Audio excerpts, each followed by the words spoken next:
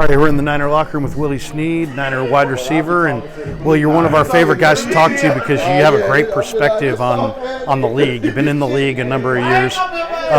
Give me your thoughts on the summer this team has had so far and how they look getting ready for week one. I think we're in a great space. I think we've got the right guys on the team to get ready for Pittsburgh week one, which is going to be a great and tough matchup. But I think we had a really good summer together. I think we built that camaraderie that we need to be able to take that next step this year. And just excited for the season overall. You made a number of big catches this summer, and you didn't make the team, but you're going to be on the practice squad. And that's kind of like this new role where you're a veteran piece. You could step in at any point and play. It's not for everybody, huh? I mean, is that a role that you kind of knew you were going to man when you came here? I really didn't know. I just tried to come in every day with a new mindset just to get better and see where the chips fall in the end. And luckily for me, I'm on the practice squad again. I think they really appreciate my work ethic, leadership, and everything I bring to this team, playmaking.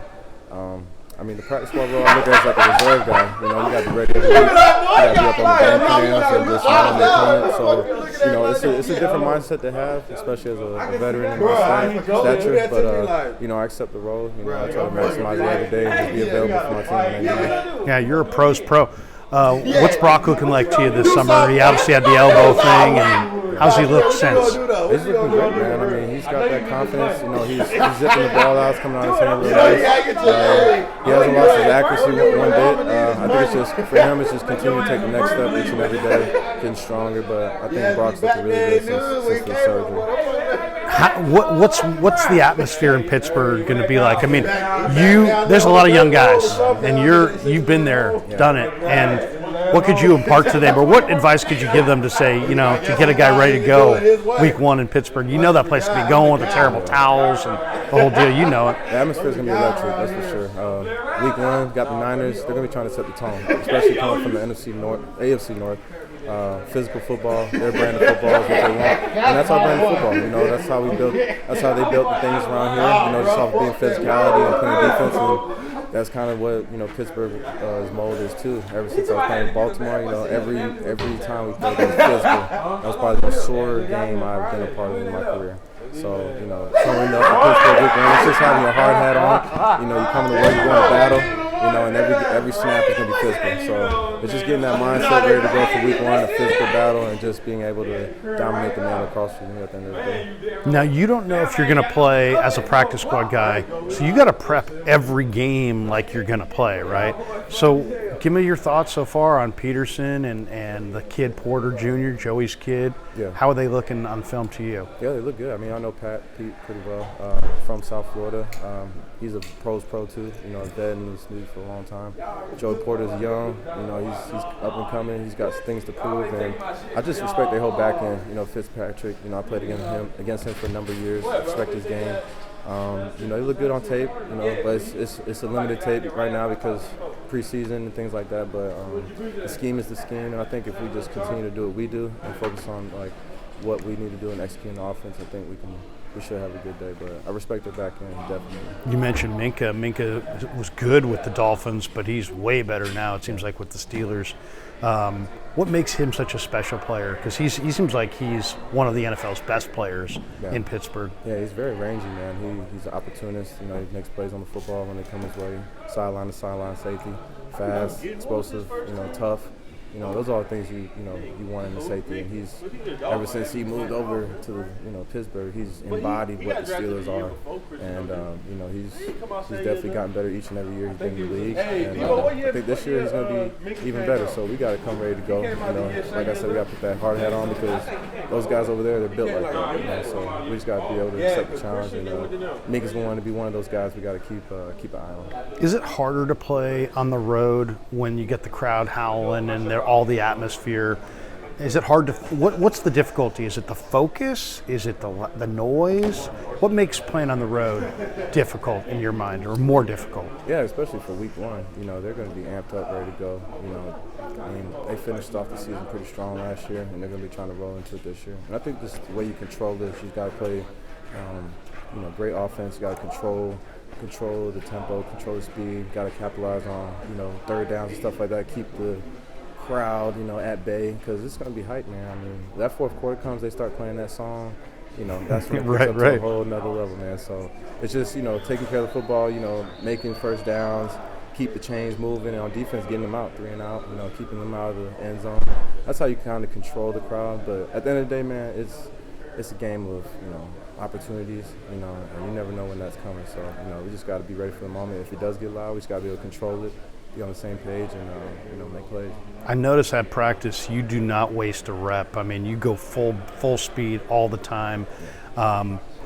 Where did you learn that from? Was there a veteran when you were coming up, in the league that said, hey, look, this is how you go about practice. This is how you maximize practice. Was there a guy that you can think of as a young player that you kind of leaned on? There's a number of guys, man. I could go down the list. I mean, it all started in New Orleans, just with Drew and Marcus Colston. Those guys. Yeah, really Colston was good. Taking me under their wing and kind of just teaching me as a rookie how to be a pro, how to attack practice every day and get opportunities for the games, and then being with Ted Ginn Jr. and Michael Crabtree and, guys like that who just show you bits and pieces of their game and how they practice and then just coming here, being with Leonard, Hank, he's every day preaches jumping off the ball, coming off the ball, straining off the ball. So I just try to mimic those things and try to go out there and just, put everything together. The training, I had a great summer, just training-wise, trying to, pick up my endurance and continue to, get faster or quicker. But I think just it's the mentality every day, stepping on the line, just threatening a defender coming off the ball and just making every opportunity count. I think I got that from New Orleans, just being in the Sean Payton system, and it kind of just trickled down. And as I went, I picked up different games from different guys, different legends in my eyes. So practice is everything. I always take it as a game rep for me, because you never know when your time is coming. So I just always want to be ready. Take those mental reps in practice, so I'm always ready. Speaking of today, I saw Hankerson running a few routes himself, man. He was out there. He's like Miami Hurricane days. Couple thoughts on your young DBs. Lenore looks improved to me. Womack looks improved to me.